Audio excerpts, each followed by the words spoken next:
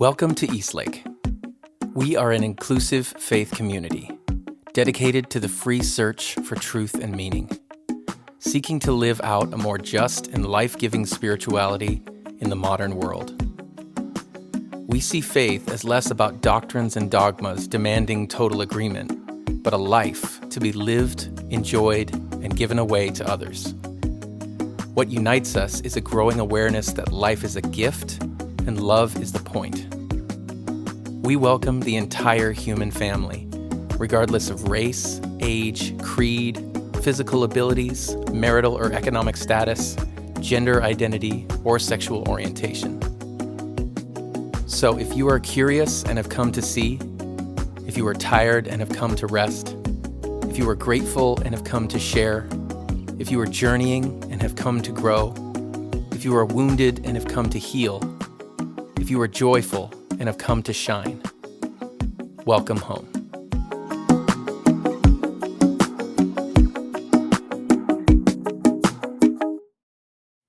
Today, Kristen Burchinal talks with Hale as we continue our series, Evolving Faith, Personal Stories of Spiritual Transformation. Please check the description for links to our quarterly Spotify playlist and guided meditation.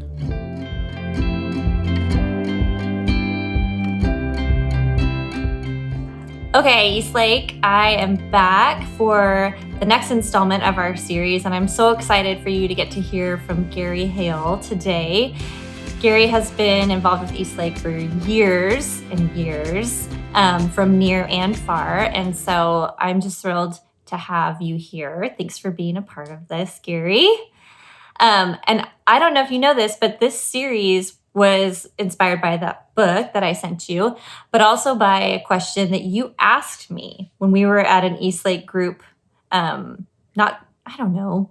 year and a half ago, 2 years ago. We were just standing around kind of before, and Gary said to me, and there was other people there too, and you said, what were some moments along the way when you knew that things were changing? And I remember this. Yes. Do you? Yes. Well, and I remember because we got cut off because we had to start our group thing. And I was like, we were just at the beginning of getting into it. But yeah. Well, I just remember I went home and I don't even remember what we did at that meeting that night. But I remember the question that you asked because it's such a good question. So thank you for doing this and being a part of this with me. I think I'd love to start with just a brief kind of history of what kind of religious spirituality kind of was handed to you as you kind of were in your formative years? And you don't have to talk, long, but I just want to hear what was kind of the street that you grew up in, and was it neat and all, kind of that thing like the book? Yeah. So my journey is interesting in that. So I think a lot of times when I was a pastor for 15 years, so I think a lot of people think like, oh, you must have just kind of grown up in that sort of camp. But I actually grew up with this sort of pseudo-Catholic background. We called us Creasters back in the day. We went on Christmas and Easter, and that was sort of what it looked like within the Catholic tradition. And so I never really took it all that seriously. To me, it was more just, this is what my parents said we needed to do to be, quote unquote, good people. So it was never really like a truly lived experience. It was just sort of like throw it on to make sure the rest of the family is kind of happy. Also, they know that we went to the place that we are all supposed to go to on these two particular holidays. And that was sort of it. But I think at the same time, I had always this genuine curiosity about like God and I would ask some of those types of questions about spirituality or the universe and some of these large existential types of questions growing up and all through high school. And then it was when I was about 20 years old, I converted to Christianity through like a retreat type of experience, and I was in the evangelical tradition. And from there, it was like this. I was on this like fast track of I want to just invest my whole life into this, and so that's sort of what it looked like for about 15 years until gone through some more recent transitions. Okay, so 15 years of evangelical is kind of yeah, deeply rooted in it. Yep. Okay. So what that experience for you, what parts of it were really great for you? The Yeah, evangelical world, yeah.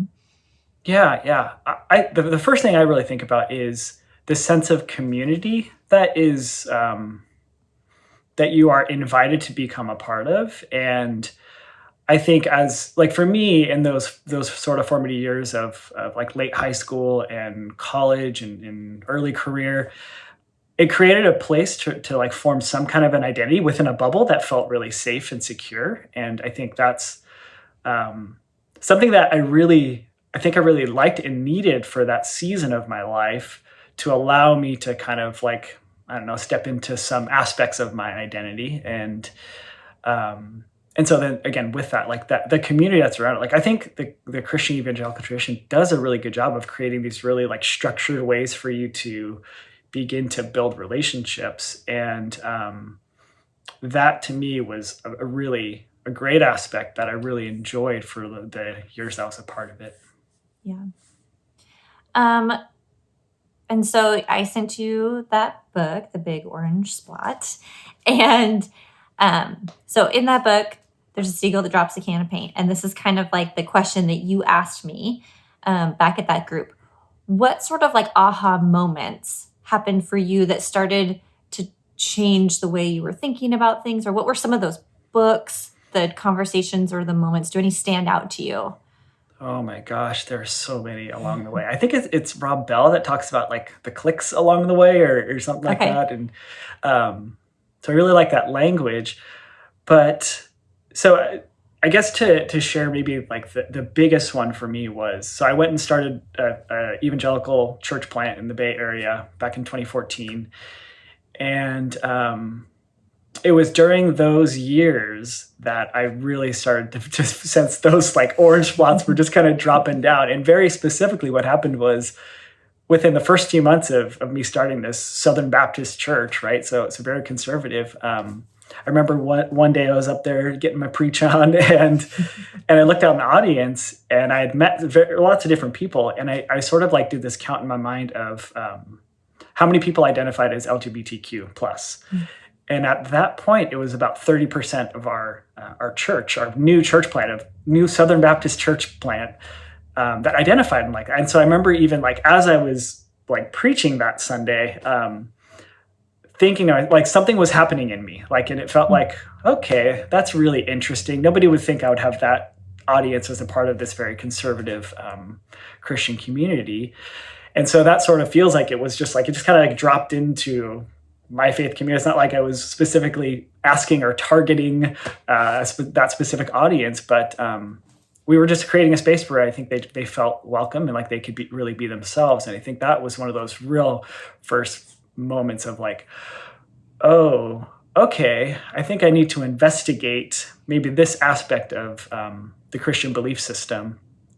And it just so happened that Eastlake actually was going through the same journey right around that same time. I think it was a month later that Ryan made that stance and took the church really through this inclusion process. And so yeah, I was like, that was one of the moments. I think it was that like human story, like that empathy, that like human connectedness that I was like, I'm in a relationship with these people, and that grew my curiosity. That was the first click. And then it was many along the way. So, I mean, I think about it kind of in terms of, I had to do work with Bible. I had to do work with historical Jesus, work with like the church, work within other religions and other practices and beliefs of spirituality. And so like John Shelby Spong, he was one of the ones when it came to Bible, like he was my guy for a season where he just was like blowing my mind. And Reza Aslan is another one for me that when it came to the historical Jesus, I think his book, Zealot, was probably the one that ultimately sent me over the edge of, okay, I really don't line up with like this like Jesus as God in the way that the evangelical church calls it, and this like worship of Jesus in that specific kind of thinking and that pattern. His was really the one where I was like, oh, okay, I probably need to change careers now. Like it was I was just gonna say, because you're doing this while you're a pastor. Yes, So that's right. Yeah. are you doing this like on the side while you're still preaching kind of Southern Baptist messages, or are you starting to work this in? Like, how does this process happen while you're leading a church for you? Oh boy, that was really challenging season, because I really felt like I had to like have a split personality. That I was on my own journey personally of really deconstructing and trying to figure out, what do I really believe and think about all of this. And then I'd have to get up there on Sundays and like talk about the Bible and quote the Bible as the source of all truth. And I just had to, like, it was like mental gymnastics season. It was, how can I say this to where it doesn't feel dishonest for me, but it doesn't push this audience that I'm speaking to too far to where they're like, whoa. Truthfully, it didn't really work. Like, people were caught on to me very quickly. And I had to really kind of, again, like figure out, what does that path look like for me to really exit this community? Because I don't fit here anymore. And I can't continue on my own personal journey if I stay in this context. As much as I want to be in the system to try and change it, I think I just reached a point where, for my own sanity and my own integrity and health, like I just couldn't do that. And I needed to just sort of leap out of it. Can you remember, like, what did it feel like when you were processing these changes, like the changing thoughts, reading these books? Do you remember what it felt like? Like, was it scary or fearful, or were you like, wow, this feels like so much freedom? What was it feeling like to you?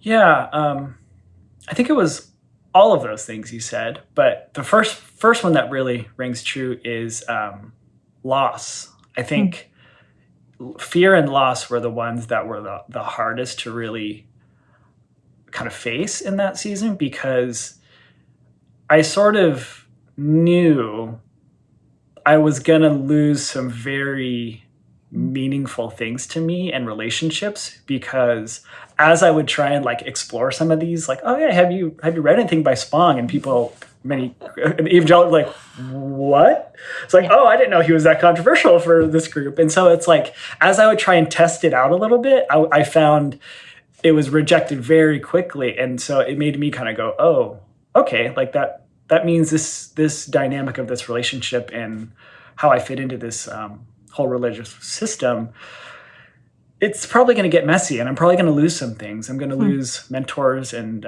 friendships and community and my career, like all of those things. So it felt like almost like losing everything. Fortunately, me and my partner were on the same page in this journey, so I felt a sense of like stability in our family. But everything else was sort of like, I'm maybe going to have to let go of it. Yeah.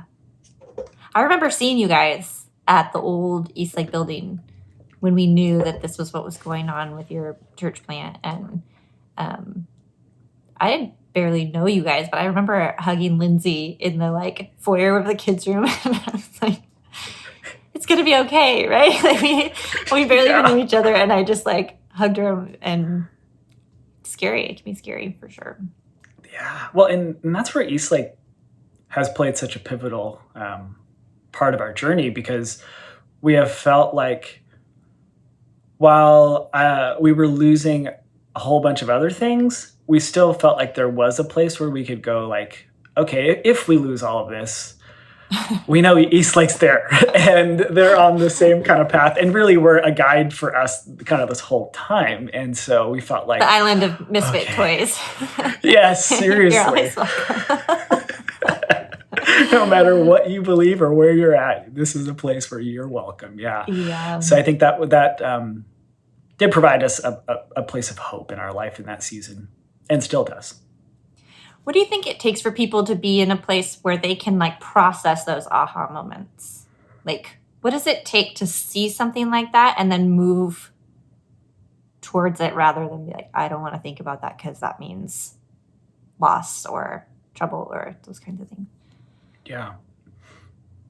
I think what I've seen for myself and for others is you need to see that someone else has maybe walked through the door ahead of you. Like that to me was really key. A lot of the language I use around kind of like my relationship with Ryan and with Eastlake is my steps really, my steps of curiosity and courage are really on the back of the courage of Ryan and of Eastlake as a community. So I don't know if I would have taken these steps. So even going back to what I talked about, like the LGBTQ plus conversation and human sexuality, I think I was feeling it internally, but I was like, I don't know who I can talk to about this. And then all of a sudden Eastlake the next month makes this announcement. And it was like this, okay, maybe I'm not as crazy as I thought I was. And okay, I think now I have some people I can like have a conversation to really figure this out with. So I think that's a theme I see as I think about myself and like some of the closer relationships who have tried to journey on is we sort of need someone to walk ahead of us and say like, come on, it's okay. Come join us. I can't really tell you what's going to happen down that road, but come on, it could be fun. It could give you a whole new sense of life and meaning that you never knew was out there. Hey Eastlake, Peter here. Thanks so much for tuning in to watch this message. I wanted to do just a quick interruption to say thank you to so many of you who are making regular contributions to Eastlake. Eastlake is a nonprofit, and everything that we do is because of a community of consistent and generous people who really believe in this place and want to see it continue. So if you're a part of that community, thank you for how you make this place go. If you are tuning in regularly and are part of this community but you haven't yet jumped into making a financial contribution, we would encourage you to do that and encourage you to go to eastlakecc.com to help support Eastlake as a community and continue to make these messages possible. Thanks so much for letting me interrupt your message. Let's jump back in. I do think cultivating a way of being curious about the world and the courage to kind of follow through with those questions is really key to the process of being open to new kinds of things that don't necessarily fit with the old ways of things all the time. Yeah. Well, and I sort of think about it because I still have these conversations with people where, you know, I still have friends or acquaintances who want to like resave me and get me back into the fold and stuff. And so, you know, when I have those conversations, I kind of always am in the back of my mind thinking like, okay, they're curious, but at some point their curiosity stops. Like they hit something that it's just all of a sudden that's too far. And I think for me, I've wanted to have like the integrity and the intellectual honesty to say, I'm not going to be someone who just like, if I see something that makes me have this reaction of fear or anxiety or, I don't know, that causes that kind of emotion in me, to not just go, oh, there's no way, I'm not even going to go down that path, but to maybe stop and recognize, like, what am I feeling right now? Why am I feeling that? And what could be? Like, what could be if I were to be curious about the next thing or the next thing down the road? And I think that's a practice and that's hard. And I always find myself being like, so what is it? Like for some people, you just, well, in my experience, it's like, as soon as you touch historical Jesus, they just are out of it. They're gone. They're out of the conversation. I won't even go there. We already know for many Christians, it's the Bible, but yeah, just wanting to have, like, cultivate that curiosity in an ongoing way. So like in that book, I think of Mr. Plumbing, and he like he goes into that curious mode and he starts like painting his house and adding things on and all this stuff. So where did your curiosity kind of take you? What kinds of things are now part of your spirituality, and how did you get there? It's kind of a loaded question, but yeah. There's a lot there.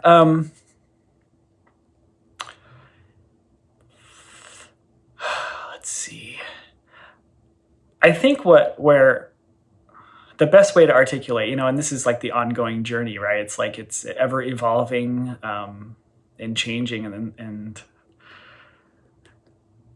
but even I think that's a place, though. Sorry, I'm about to interrupt you. But even that's a place of like an understanding that everything is evolving and everything is always changing. Like that's a place to be.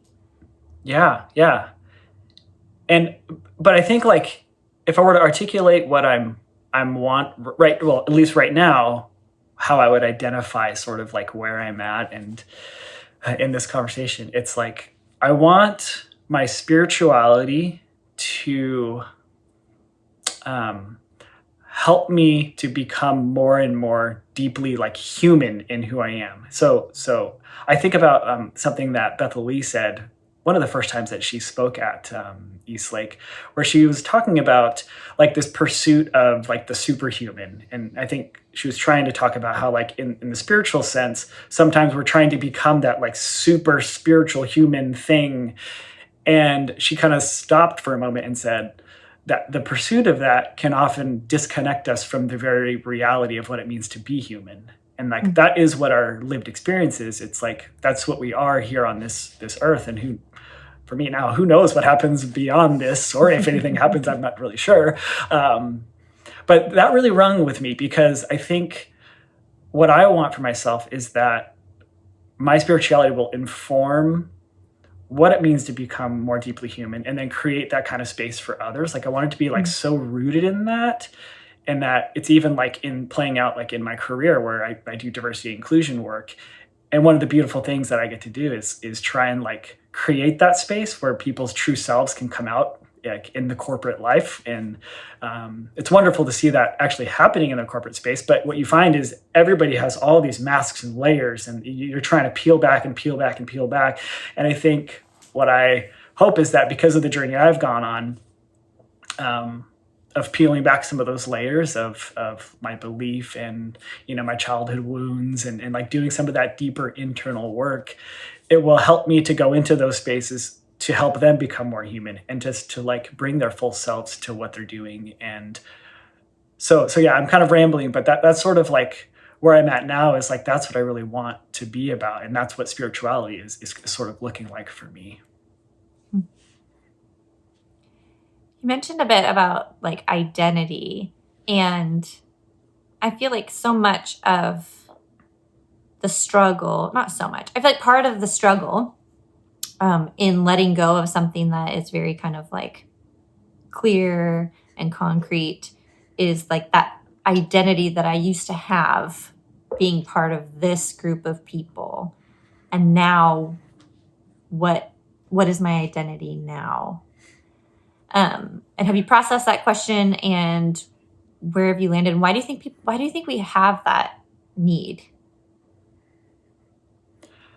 Yeah. Oh, that's been such a huge part of the past couple of years because, like for me, so I'm an Enneagram 3. So my identity is wrapped up in what I do or what I accomplish. And so for me, for, 15 years, it was pastor. That's my identity.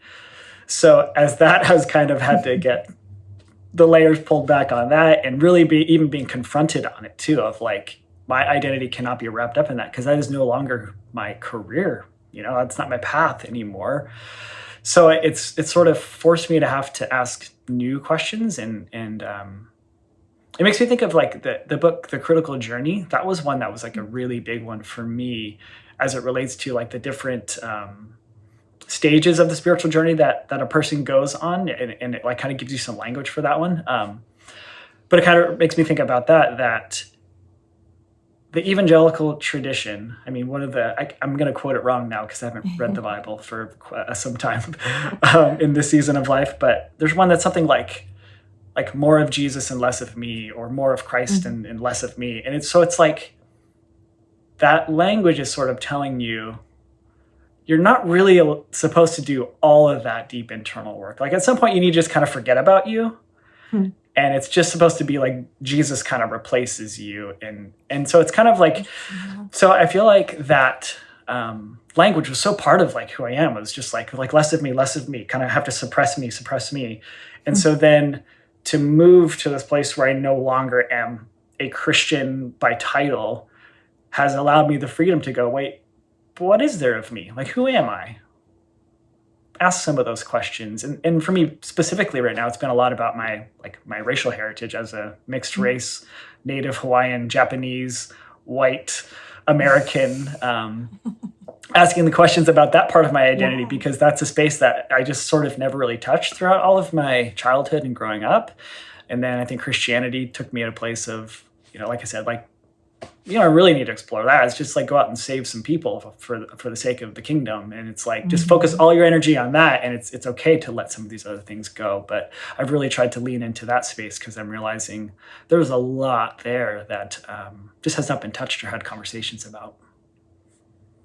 That's so interesting. I'm so glad you said that, because I do feel like that is so much of the message I got, which is self-sacrifice,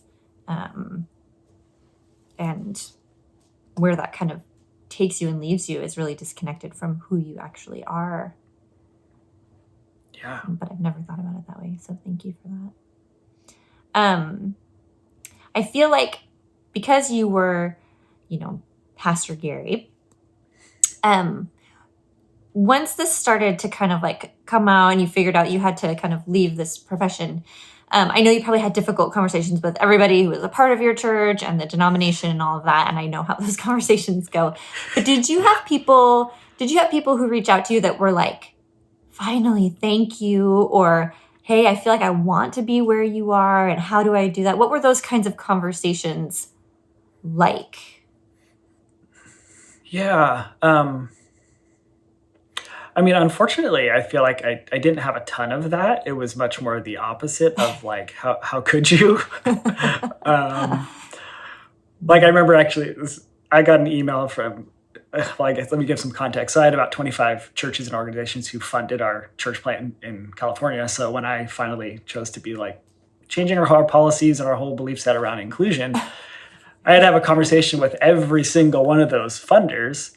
They all said bye-bye, you don't get any more money. We don't support you anymore, which I know the Eastlake people, you all know what this journey is like.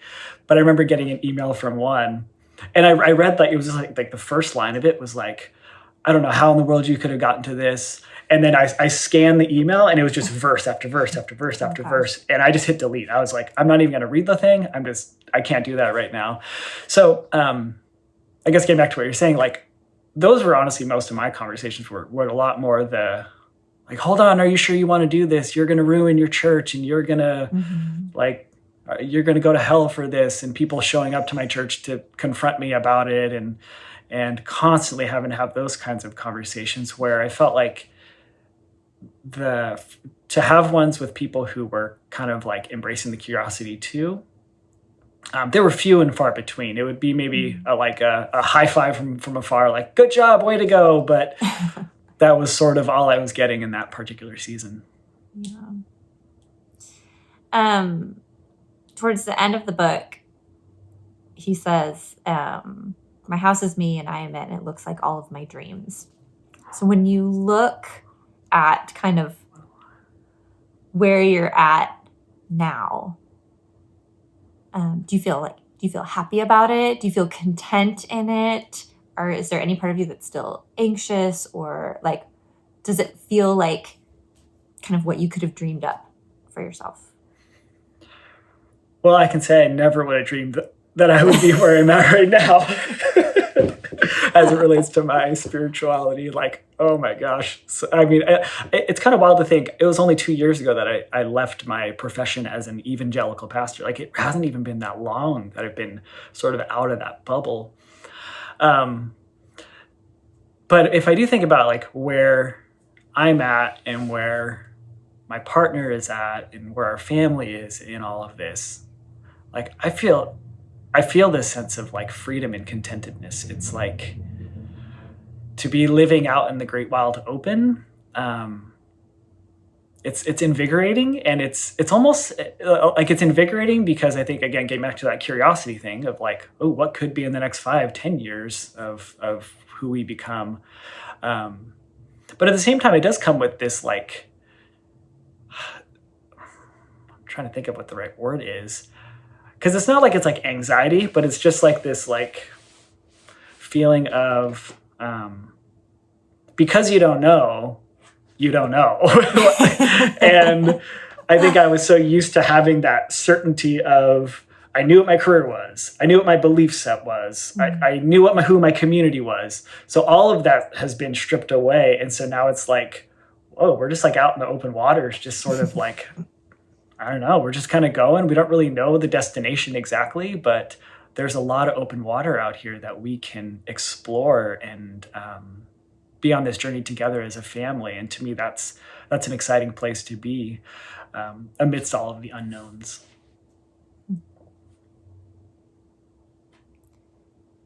It does feel like the great wide open sometimes. Yeah. Well, anything else that, like, when you were thinking about this time with us, is there anything else, the questions I didn't ask, that you thought of and kind of thinking through? Where was I? Where am I now? You know, that kind of thing. Yeah, I think, so going back to what you were talking about, like what were the splot moments or like ways that I started to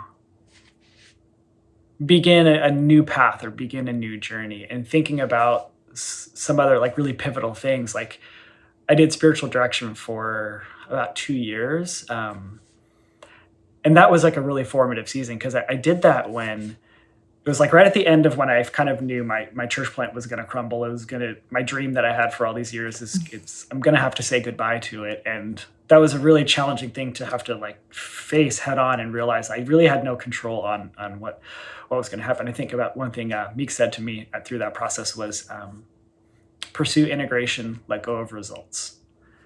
Pursue integration and let go of results. And so what he meant by that was like, live as a fully integrated person, be the same person you are in every single room you go into. And then again, as a 3, that's one of those ones that's really challenging because we sort of, whatever room we're in, we take the identity that is necessary to look successful in that space. And I kind of had to look at my own identity in that regard of, I want to feel like I'm fully whole, and that I can go in any space and really own what I think and who I am and what I believe and like all of that stuff.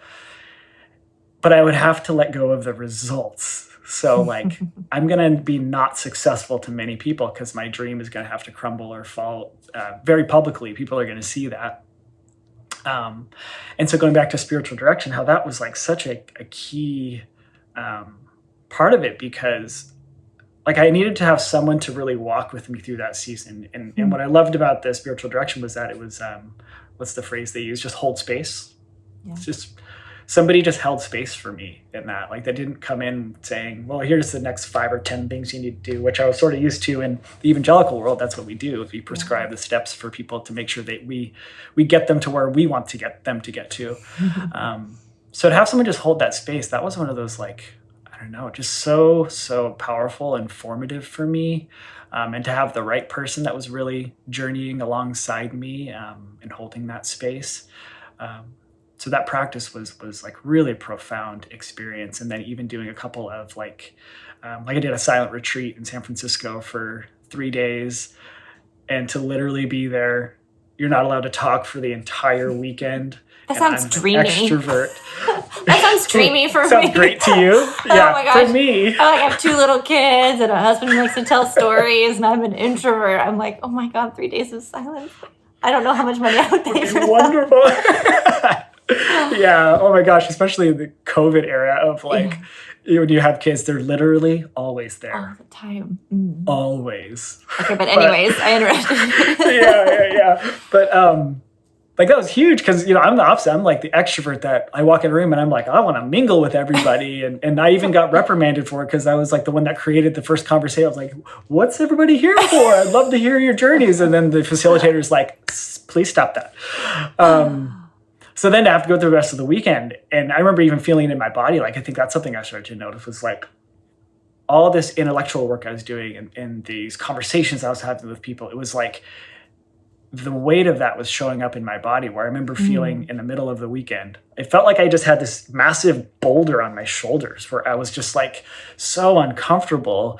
And by the end of the weekend, I started to feel like, oh, I don't feel so heavy anymore, because I was actually doing some of this internal work very intentionally to not be noisy and just add another thing, some kind of external thing to distract me from these feelings I was having.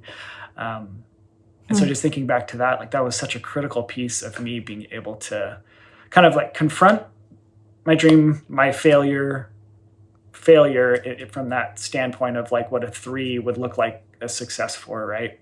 Yeah. And then go, okay, I'm going to step into what could be next, into the freedom of what my journey might take me to. This is kind of random, but I was thinking about that process for you. And like in the evangelical world, there's very specific practices that kind of carry you through, reading your Bible, praying, fasting, like all those different things that we were kind of trained in and led others to do. What kinds of things do you do now? Do you have practices, things that ground you, things that make you feel like you're connected to the divine? Like what kinds of things have you incorporated? Yeah. I think like many at Eastlake, meditation has been a big one. Like that's, I've got Rockin' My Headspace app these days, and that's been a great way to sort of center. And when I'm having my moments where I'm feeling very anxious, it just helps me to kind of slow down. So that's been a really big one. Prayer's kind of funny for me. I still don't really know what to do with that one, because my like knee jerk kind of starting is always to be like, geez, oh, wait a minute. No, like I don't have to do that anymore, but that's sort of my default mode that I get into, and I have to catch myself in. And so I think what it sort of looks like now is I'm just trying to like what I want or what I desire, just to sort of state it. But not that I'm asking some kind of deity to give it to me, but it's just I want to state it because it's something I really care about, and I want that type of energy to like go out somewhere, because it's even one of those like curiosity things, like what could be if I just kind of put it out there into the space and into the world in a new way. And so that's sort of what that looks like for me, and still figuring that one out. Yeah. A lot of people ask me about that. And I went through a really long time where I didn't even attempt what kind of used to be prayer. But now I am. And it's different and it feels harder. But because I'm having all these mind games, like while I'm trying to of who am I talking to? And why am I doing this? And there's no one, so it's kind of a mind game.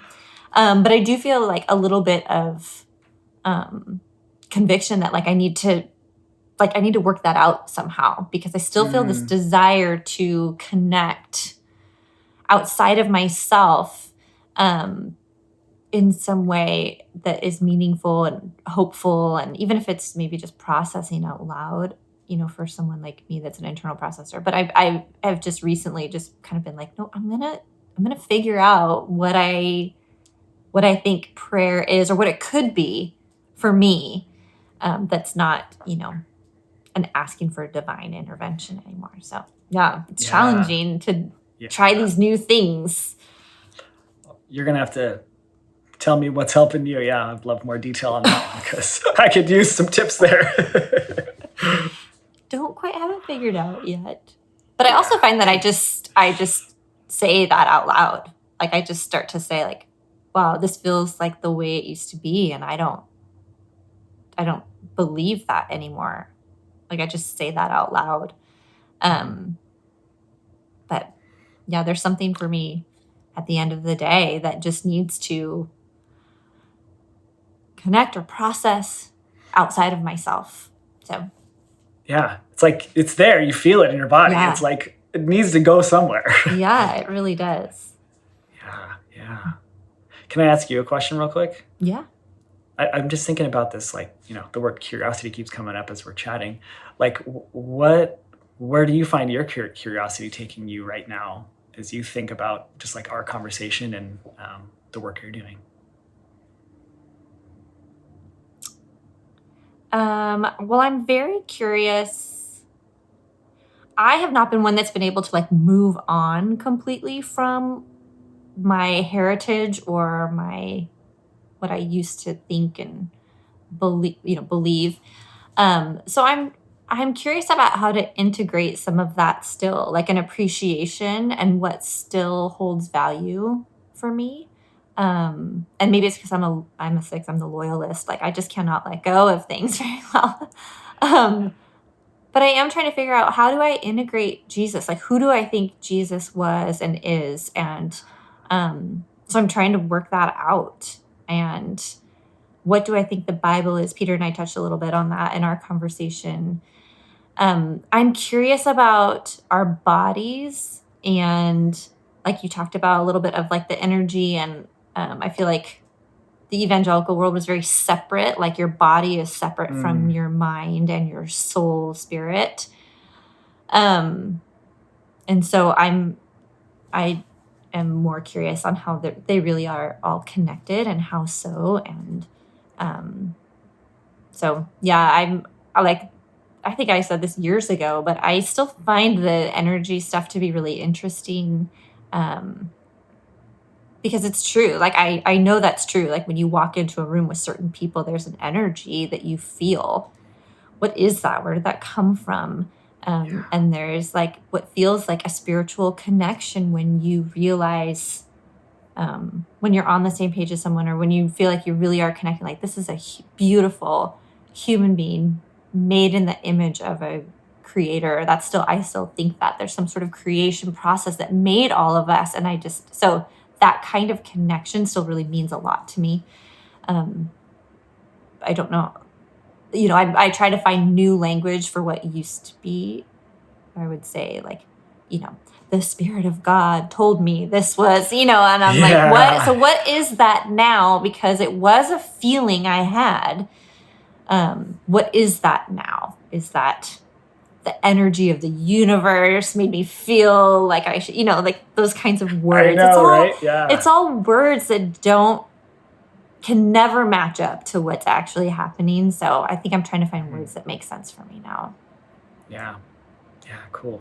Yeah, I'm always curious on just hearing where people are at. So thanks for sharing. Yeah. Well, thank you for your time and for joining us. I know Eastlakers just love you and so appreciate all that you've done with us over these last few years. So, and I'm so excited about your job, like what you're actually doing in the corporate world. Man, I just feel like, what an important role.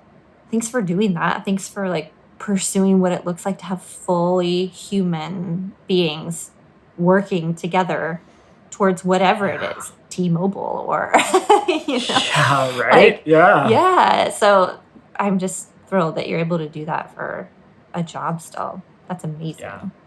Yeah. It's definitely been a gift and connected a lot to I feel like the work that I've done as a pastor. So it's kind of interesting to see those themes and threads start to fit together in just a whole new way. Part of who you are. Yeah. All right. Well, Gary Hale, thank you so much. We hope to talk to you soon. All right. Have a good one. This is where we've grown. Don't forget how far we've come. Remember. Thank you for joining us. To make a donation, head to eastlakecc.com/donate.